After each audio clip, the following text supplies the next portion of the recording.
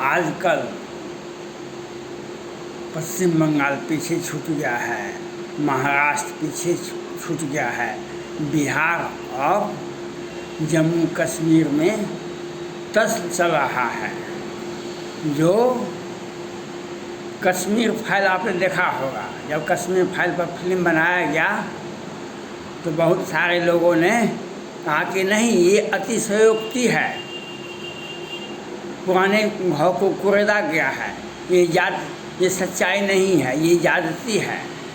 लेकिन आज राष्ट्रपति शासन लागू है जम्मू कश्मीर में, और माननीय गृह मंत्री भारत सरकार भी जम्मू कश्मीर में है, और बैंक में ढूक करके बैंक में आतंकवादी प्रवेश कर जाते हैं और विजय कुमार को हत्या कर देते हैं।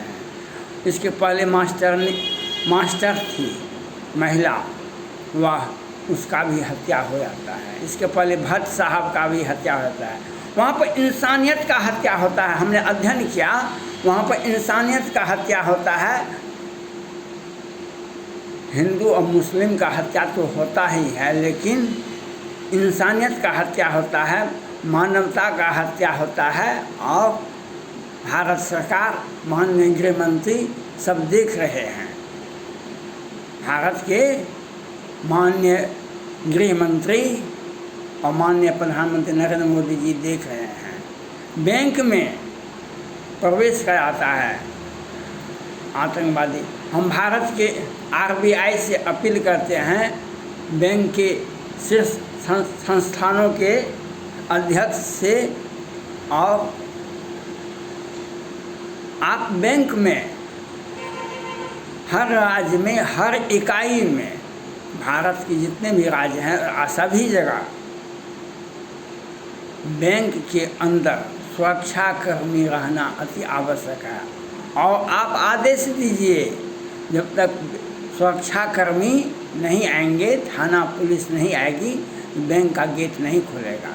एक एक बैंक में कैसे घटना हो जाता है, हमको आश्चर्य लगता है। बैंक में सुरक्षाकर्मी आएंगे, एक एक व्यक्ति को चेक करेंगे, उसका हथियार, उसका सामान का जांच करेंगे। बैंक में कैसे चला जाता है हथियार लेकर के? ये तो साजिशन है, ये तो साजिशन है। बैंक में हथियार लेकर आप कैसे चले गए? वहाँ का लोकल प्रशासन, वहाँ का जम्मू कश्मीर का राज्यपाल महोदय और भारत सरकार के गृह मंत्री का ये एक अनोखा उदाहरण है। बैंक में अब राष्ट्रपति शासन लागू रहे और बैंक के अंदर किस प्रकार से अपराधी अपराध करने के लिए हथियार के साथ पहुंच जाते हैं, किस प्रकार से विजय कुमार की हत्या होती है, ये तो एक लगता है हमको सोची समझी साजिश है। बैंक में कैसे प्रवेश किया?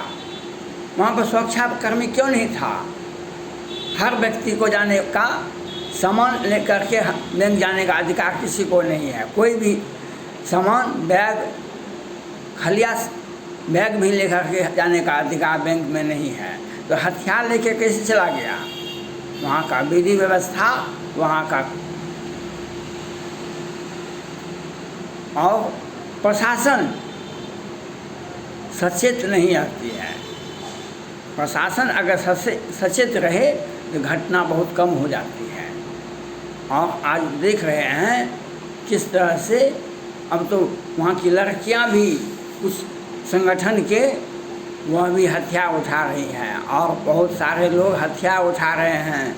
जो डेमोक्रेसी है, डेमोक्रेसी को रहने दो, नहीं तो हम प्रत्येक दिन लगता है माननीय गृह मंत्री अमित शाह जी को सोचना पड़ेगा, और भारत के माननीय प्रधानमंत्री नरेंद्र मोदी जी को आप इस पर कार्रवाई कीजिए, नहीं तो धारा 370 35A एक मखौल बन जाएगा। आपको सोचना पड़ेगा जो आप क्या कर रहे हैं, आपको सोचना पड़ेगा, आपको देखना पड़ेगा। प्रत्येक दिन वहाँ पर अर्धसैनिक बल, सैनिक बल और आम आदमी मारे जाते हैं। और केंद्र सरकार, वहाँ का राज्यपाल, वहाँ का स्थानीय प्रशासन मुख्य दर्शक बना हुआ है। वे मालूम पड़ता है उन लोगों को भी बिहार से सीख ले लिया है। बिहार में जहरीली शराब से कितने लोग मरे। बिहार तो जम्मू कश्मीर को भी पीछे छोड़ दिया। बिहार तो जम्मू कश्मीर को भी पीछे छोड़ दिया।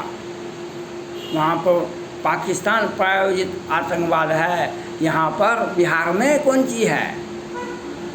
बिहार का सीमा तो नहीं मिलता है।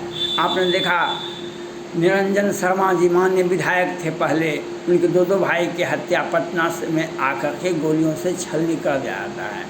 उस कल दिन में आरा में एक व्यवसायी की हत्या गोलियों से छलनी की कर दी जाती है। और महुआ बाजार में 2-4-5 किलो सोना लेकर के अपराधी भाग गया। मालूम पड़ता है रूल ऑफ लॉ माननीय मुख्यमंत्री जी के कैंपस में ही है। बिहार में रूल ऑफ लॉ नहीं है। और अब तो बिहार में 3 वैसे तो बहुत सारे पार्टियों का सहयोगी था, भाजपा, जदयू, अब तो राजद भी नीतीश कुमार जी के साथ हैं, लेकिन अपराधियों का मनोबल तो और ज़्यादा ऊंचा हो गया। अब क्या बात है, कल दिन में महुआ बाजार में बहुत बड़ा सोना की लूट हुई, कई करोड़ का। और आरा में अपराधियों का गोली का शिकार हुआ व्यावसायिक वर्ग। दिन में ही गोलियों का स्वागत किया गया, गोलियों से स्वागत किया गया अपराधियों का, क्योंकि बिहार में तो कानून व्यवस्था है ही नहीं। ये जनगणना, जातिगत जनगणना हमको करवाना है।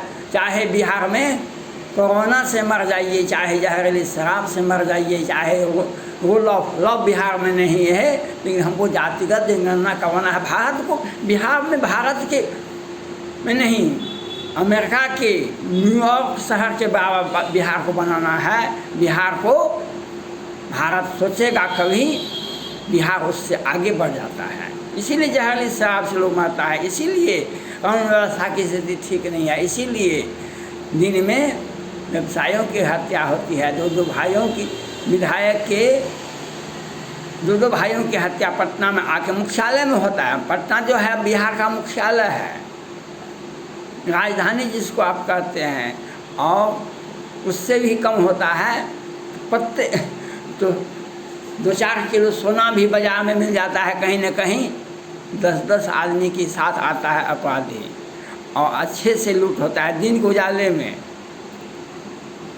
वाह, धन्यवाद है बिहार सरकार को, धन्यवाद है जम्मू कश्मीर के प्रशासन को, धन्यवाद है केंद्र सरकार को, धन्यवाद है माननीय गृह मंत्री अमित शाह जी को, जो किस तरह से बिहार में कानून व्यवस्था की स्थिति है, किस तरह से आप जम्मू कश्मीर में कानून व्यवस्था के, कोई भी स्कूल वहाँ पर सुरक्षित नहीं है जम्मू कश्मीर में। वहाँ पर आतंकवादी आते हैं, स्कूल के शिक्षक को गोलियों से भून देते हैं। वहाँ के आतंकवादी आते हैं और बैंककर्मी को चिन्हित करके हिंदू है उसको गोली मार देते हैं और चलते बनते हैं। साधारण सी संस्थाओं में भी पुलिस का होना अति आवश्यक है। कैसे नहीं बैंक में पुलिस नहीं था, सुरक्षाकर्मी नहीं था, कैसे प्रवेश किया? यह भारत सरकार का और माननीय गृह मंत्री का फेल्योर है, वहाँ के राज्यपाल का फेल्योर है। वहाँ पर कोई राज प्रशासन नहीं है। तो क्यों हुआ ये घटना, क्यों हो रहा है? क्यों भट्ट साहब की हत्या हुई, क्यों शिक्षिका की हत्या हुई, क्यों बैंककर्मी की हत्या हुई? इसके लिए गृह मंत्री, माननीय गृह मंत्री अमित शाह जी को जवाब देना पड़ेगा बिहार की जनता को, भारत की जनता को, जम्मू कश्मीर जनता को। आपने क्या किया इतना दिन से? धारा 370 ऑक्साइड चीन भी हमारा है, ये कहने में के लिए आप तो खूब कहते हैं, लेकिन 2-3 वर्षों से राष्ट्रपति शासन लागू है और उस अवस्था में कानून व्यवस्था क्यों फेल हो रहा है उत्तर जम्मू कश्मीर में? इसके लिए कौन दोषी है? आप किसे दोषी साहब? पश्चिम बंगाल में तो ममता दीदी जी के कानून व्यवस्था फैल है, बिहार में नीतीश कुमार जी के कारण कानून व्यवस्था फैल है, लेकिन जम्मू कश्मीर में कौन है जिम्मेवार? आप बताइए हमको। हम बैंक से, बैंक के संगठन से, बैंक के प्रमुख से अपील करते हैं, हर हाल में बैंक का ताला नहीं खोलना चाहिए जब तक वहाँ के थाना का पुलिस, उस संबंधित क्षेत्र का थाना का पुलिस नहीं आता है। और बैंक में एक आधा दर्जन सुरक्षाकर्मी भारत के हर बैंक में होना चाहिए, और एक एक व्यक्ति का चेक करके ही बैंक में भीतर जाना चाहिए। बैंक की सुरक्षा, बैंक कर्मी की सुरक्षा, ये पहला आवश्यकता है, पहली जरूरत है। और ये घटना बार बार होता है, बिहार में भी होता है। लगता है प्रशासन और पुलिस मिल करके ऐसा काम होता है। राज्य सरकार और वहाँ की जम्मू कश्मीर में राज्यपाल साहब वे देखते हैं सिर्फ जो क्या होता है। काहे बिहार में तो सरकार का मिली भगत है, अपराधी आते हैं और कोइलवर से विधायक के चचे विधायक के दो भाई का हत्या दिन में हो जाता है, 5 बजे 6 बजे शाम में हो जाता है, व्यवसायी की हत्या हो जाता है। प्रत्येक दिन बिहार में हत्या दर हत्या होती रहती है। ये बिहार सरकार का संरक्षित अपराधियों का अपराध का एक पैमाना है। पटना हाईकोर्ट ने माननीय न्यायाधीश जी ने कहा, जो बिहार में प्रशासन और पुलिस मिल करके शराब बेचती है और बिहार में कानून व्यवस्था, वहाँ बाजार में कल क्या हुआ, इसके पहले पिछले वर्ष देखा होगा आपने, दरभंगा में क्या हुआ। प्रत्येक दिन एक एक बैंक में लूट होती है बिहार में, हर बैंक में एक एक दिन प्रत्येक दिन लूट होती है। कल सिवान में भी हुआ, कल परसों कहाँ कहाँ ने, पूरे बिहार में हर दिन बैंक लूट होता है। और ये लोग कहते थे, ये माननीय मुख्यमंत्री नीतीश कुमार जी कहते थे जंगल राज, सुशील मोदी जी कहते थे जंगल राज, पर लालू यादव के शासन को आज कौन सा शासन है, कौन सा प्रशासन है? क्यों विधायक के भाई की हत्या हुई, क्यों रुपेश कुमार सिंह की हत्या हुई, क्यों मधुबनी की बेनीपट्टी की में मोहम्मद में हत्या हुई, कल दिन उजाले में व्यवसायी वर्ग की हत्या क्यों हुई? ये आपके साजिशन, आप सरकार में रहने योग्य नहीं हैं। आपको सरकार में बनाए रखना न्यायालय का अवमानना है, केंद्र सरकार का अवमानना है, गृह मंत्री का अवमानना है। जहाँ पर कानून व्यवस्था नहीं है वहाँ पर सरकार नाम की कोई चीज़ नहीं है। सरकार को अपनी सुरक्षा के लिए वे तत्पर रहते हैं, लेकिन बिहार की जनता का, बिहार के अन्य लोगों की जनता का सुरक्षा का कोई महत्व नहीं है। इसीलिए विधायक की हत्या होती है, इसीलिए व्यवसायी की हत्या होती है। इसलिए प्रत्येक दिन बिहार में हत्या दर हत्या होना एक पेशा हो गया है, और प्रत्येक दिन लूट होना, लूट पर लूट होना, ये बिहार सरकार के को आईना दिखा रही है, आईना दिखा रही है। और जम्मू कश्मीर और बिहार दोनों में प्रतिद्वंदा है, कौन आगे बढ़े। हम तो लगता है जम्मू कश्मीर से बिहार आगे बढ़ गया, कभी लगता है जम्मू कश्मीर आगे बढ़ गया। वहाँ पर बैंक में ढूक करके प्रवेश करके हिंदुओं की हत्या होती है। बिहार में सड़क चलते अपराधियों द्वारा व्यावसायिक वर्ग की हत्या होती है।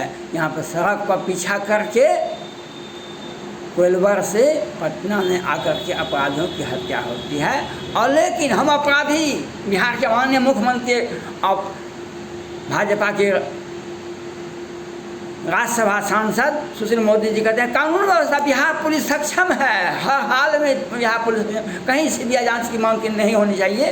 रुपेश कुमार सिंह की हत्या, मधुबनी के बेनीपट्टी में 55 दिन में 55 व्यक्तियों की हत्या, नालंदा में 55 अंसाद यादव की हत्या, और बिहार में प्रत्येक दिन हत्या दर हत्या होती है। बिहार सरकार का इनको आईना दिखा रही है। हो सकता है राष्ट्रपति महोदय, प्रधानमंत्री महोदय और सुप्रीम कोर्ट बिहार पर को नहीं देख पाते होंगे, हो सकता है, लेकिन लेकिन बिहार में कानून नाम का कोई चीज़ नहीं है। वह जम्मू कश्मीर को पीछे छोड़ रहा है। जम्मू कश्मीर, धन्यवाद।